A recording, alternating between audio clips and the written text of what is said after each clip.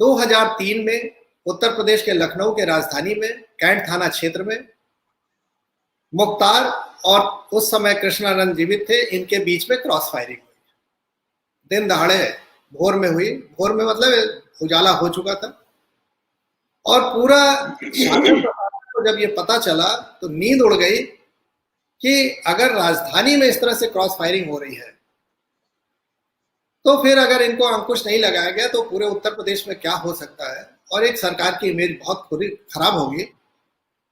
High level की meeting हुई जिसमें मेरा चयन किया गया कि आप इन लोगों को अच्छी तरह जानते हैं, पहले भी आप बनारस में पोस्टेड रहे सिविल पुलिस में, वहां डिस्ट्रिक्ट पुलिस में, और आप इन पे अंकुश लगाइए।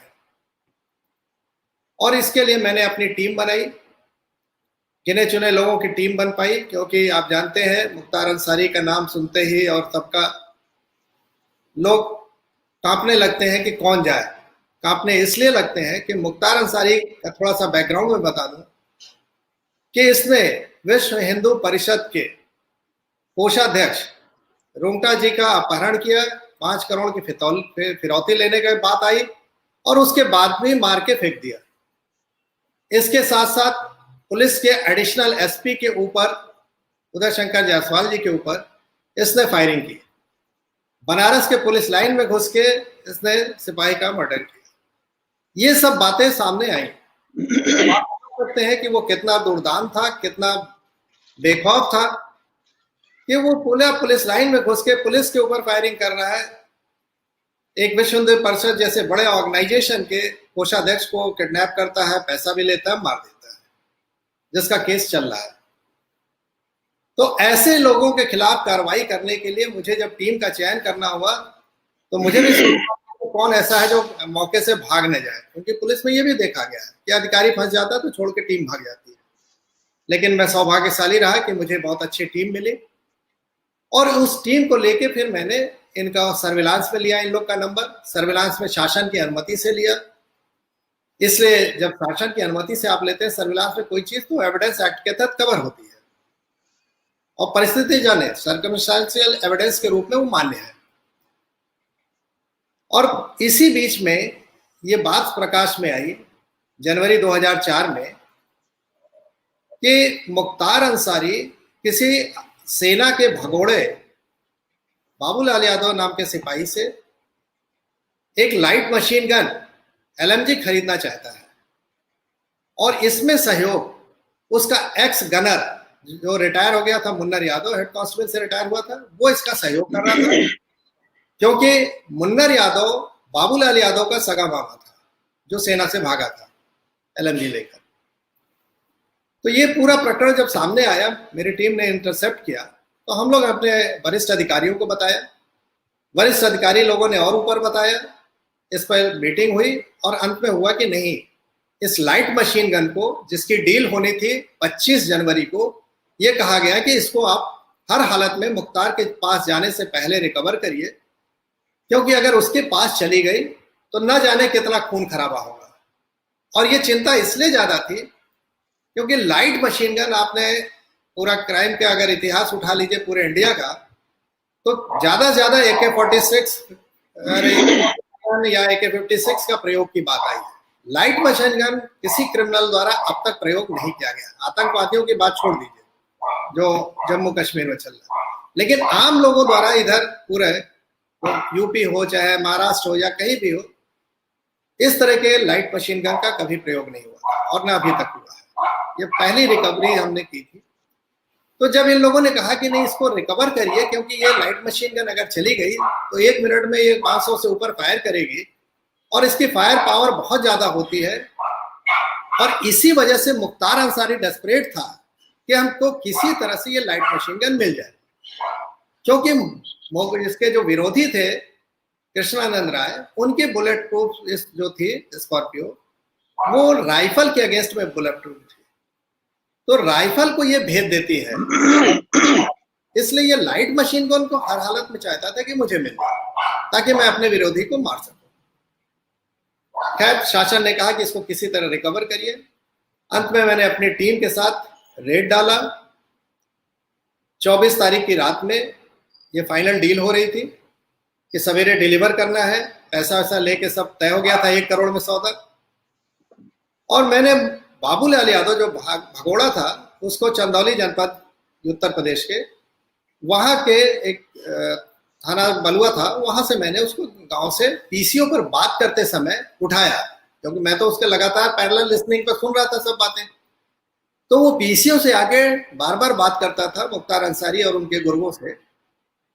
तो ये बात जब चल रही थी डील की, तो मैं पास पहुंचा और वहां पे इसको बात करते हुए कंफर्म हुआ कि यही है, और फिर मैंने उसको वहां से दबोचा, कस्टडी में लिया, और मैंने उससे फिर कड़ाई से पूछताछ किया। तो उसने बताया कि ये लाइट मशीन गन मेरे पास नहीं, मेरे मामा के पास है, जो मुख्तार के एक्स गनर है, हेड कांस्टेबल से रिटायर हुए मुन्नर यादव, उनके पास है।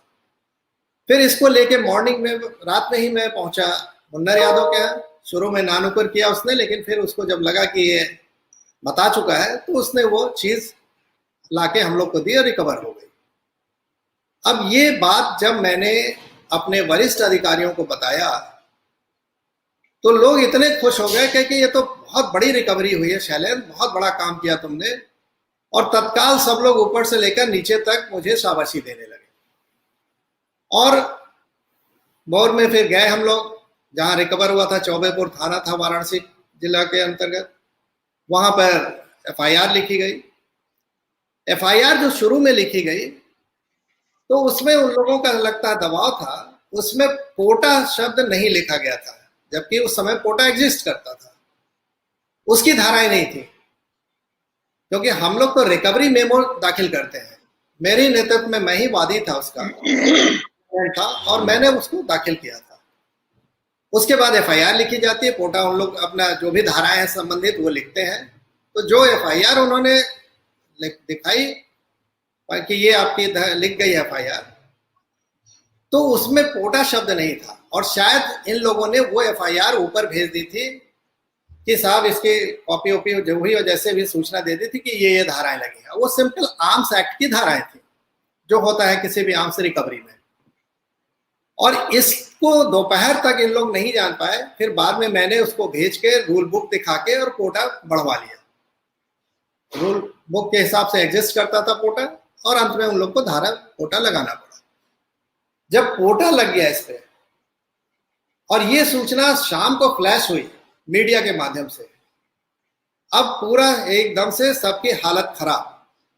इसलिए खराब हो गई कि आर्म्स एक्ट के तहत जिसके पास आर्म्स रिकवरी हुआ, एमुनेशन रिकवरी हुआ, वो दोषी हुआ। तो जो इसका गनर एक्स था, उसका भांजा था, वो दोषी मुख्तार, और ऊपर इनके आकाओं के निगाह। लेकिन जैसे पता चला पोटा लगा है, तो पोटा में बात करने वाला भी उतने दोषी हो गया। अब यहां से मुसीबत शुरू हुई मुख्तार अंसारी की। मुख्तार एकदम से घबरा गया कि तो पोटा लग गया है। इसने अपने तत्कालीन उस समय मुख्यमंत्री जो इनके आका थे, उनको संपर्क किया, और मुख्यमंत्री की तरफ से लगातार फिर निर्देश नीचे आने लगे। और मेरे पास फिर वो अधिकारी लोग कहने लगे कि शैलेंद्र ये तो बहुत गड़बड़ हो गया। हमने क्या हुआ? क्या मुख्यमंत्री जी बहुत नाराज हो गए कि पोटा क्यों लग गया? तो हमने कहा सर पोटा लगा नहीं है, पोटा एग्जिस्ट कर रहा है, तो पोटा तो लगेगा ही। आप पोटा खत्म तो नहीं कर सकते, ये केंद्र का है, तो पोटा तो लगेगा ही। अब पूरा इन लोग हालत खराब, मुझसे कहने लगे, मुलायम सिंह जी बहुत नाराज है, उस समय मुख्यमंत्री थे, कि इसको आप खत्म करिए। तो हमने कहा सर आप लोग पुलिस अधिकारी हैं, कोई एफआईआर लिखने के बाद खत्म कैसे हो सकती है? आप भी जानते हैं, ना उसको फाड़ा जा सकता है, ना बदला जा सकता है। फर्स्ट इंफॉर्मेशन जो भी आई वो आपके सामने है, बाकी आपको इन्वेस्टिगेशन करना है, जो तथ्य मिलेंगे वो आप काम करेंगे, लेकिन एफआईआर नहीं चेंज कर सकते आप। जब ये बात मैंने कही तो इन लोगों को फिर पसीना छूटना शुरू। फिर इन लोगों ने शायद ये बात ऊपर बताई मुलायम सिंह जी को, जैसा इन लोगों ने मुझे बताया। तो मुलायम सिंह जी को जब इन लोगों ने समझाया तो कि सर बदला नहीं जा सकता, तो मुलायम सिंह ने कहा ठीक है, या इन लोगों ने जो भी रास्ता निकाला कानूनविदों से सलाह लेके, कि शैलेंद्र सिंह अपने बयान में जब इन्वेस्टिगेशन शुरू हो, दूसरा आईओ इसका करेगा, हम तो वादी थे, उसमें मुख्तार का नाम डाले।